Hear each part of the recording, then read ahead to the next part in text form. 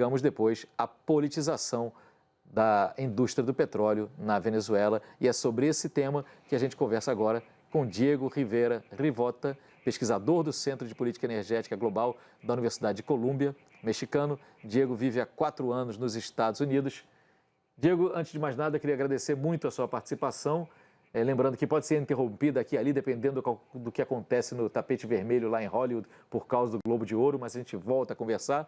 E eu queria saber, já que se fala tanto de petróleo venezuelano, qual a diferença desse petróleo para outros tipos de petróleo explorados mundo afora? Falam que ele é mais pesado, mas também que você conseguiria produzir mais diesel com esse petróleo, mas que a extração é mais custosa. O que você tem a dizer? Mais uma vez, obrigado pela sua participação. Boa noite, muito obrigado, um prazer para mim estar aqui hoje com vocês.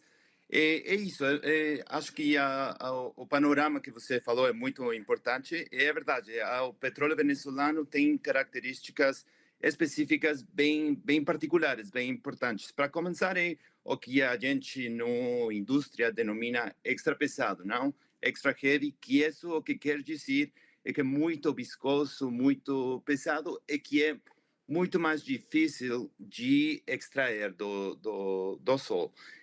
Precisa de uma expertise técnica mais elevada, precisa de uma intensidade energética maior, precisa de ter diluente, que normalmente é derivado dos petróleos que tem que importar na Venezuela para extrair e fazer uma mescla, mudar isso. E também é mais intensivo, isso é importante, em termos de emissões de carbono. Então, uma vez que tem a extração, que é particular, que é mais complicada, depois tem que refinar. E outra característica importante é que é alto em contenido de açúcar.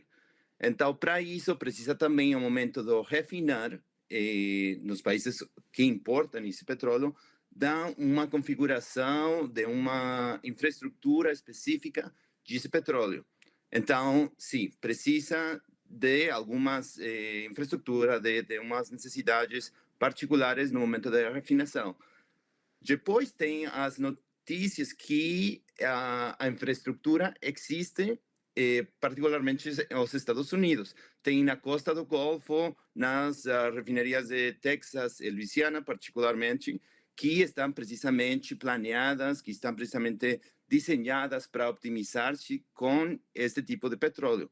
Tem outras regiões do mundo que têm petróleo com características similares. Tem o Canadá, tem o México, a Colômbia, mas é verdade que, no princípio, está desenhado para se optimizar com o petróleo venezuelano. Perfeito, Diego. Peço para você ficar com a gente mais um pouco. Guga vai ter uma pergunta para você, mas vamos falar um pouquinho mais desse panorama, porque a combinação de sanções impostas externamente, corrupção e má administração, essa combinação reduziu drasticamente a exploração de petróleo da Venezuela nos últimos anos, bem como os preços no mercado internacional, que depois de altas tiveram ali um período de bastante baixa. A extração de petróleo, que vinha em queda, teve um grande baque após as sanções impostas por quem? Por Donald Trump, durante o primeiro mandato dele, isso lá em 2017. Nas últimas décadas, a Venezuela retirava cerca de 900 mil barris por dia, um décimo do que chegou a extrair no auge da exploração, com a participação direta e intensiva daquelas empresas dos Estados Unidos das quais falávamos. Os norte-americanos voltaram a comprar petróleo venezuelano, mas só em 2023 e em bem menor volume do que faziam antes. Segundo o analista ouvido pelo jornal Financial Times, para manter a produção no nível atual até 2040, seria preciso investir cerca de 65 bilhões de dólares na Venezuela. E para alcançar a meta de 2 bilhões de barris por dia, estima-se gastos de até 100 bilhões de dólares, ou seja, mais de R$500 bilhão. E os executivos do petróleo nos Estados Unidos não parecem muito dispostos a isso, Guga. E Lins, vou falar com o professor Diego de novo. Professor, compensa para as empresas de petróleo americanas esse investimento na Venezuela, com tantas opções que tem hoje, não apenas nos Estados Unidos, como ao redor do mundo? É uma pergunta muito boa. Eu acho que as primeiras impressões que a gente ouviu de executivos, não, na sexta-feira, depois da reunião com o presidente Donald Trump, é que não estão muito emocionados, não estão muito ansiosos de ir para lá. Ou tem o presidente do Exxon, por exemplo, que falou do futuro importante que pode ficar lá, pero que pelo momento é inviável, não? Ele falou que não era investível pelo momento, que a Venezuela precisa agora de mudanças profundas no quadro jurídico e regulamentar, não? Então, acho que é uma opinião que é compartilhada pelas múltiplas empresas.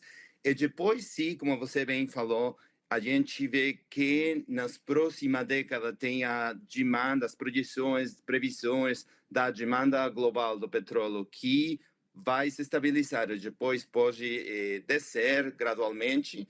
Então, tem competição também do lado da oferta. E mesmo no continente latino-americano, tem outros países petroleiros que têm uma produção que está crescendo de maneira importante. Tem a Guiana, tem o mesmo Brasil, tem a Argentina, que tem uns perfis de produção importantes e que estão crescendo agora. E depois tem outras regiões do mundo também que estão competindo.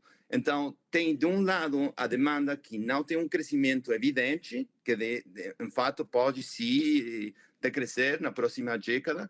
E depois do lado da competição, é verdade, tem muitas outras opções para essas empresas que vai ser uma decisão de cada empresa de se esse risco vai compensar pegar ou fazer esses investimentos que são muito intensivos em capital e que pegam horizontes bem amplos, como vocês falavam anteriormente, não? A gente está falando de 15, 20, 25 anos para recuperar esses investimentos, né?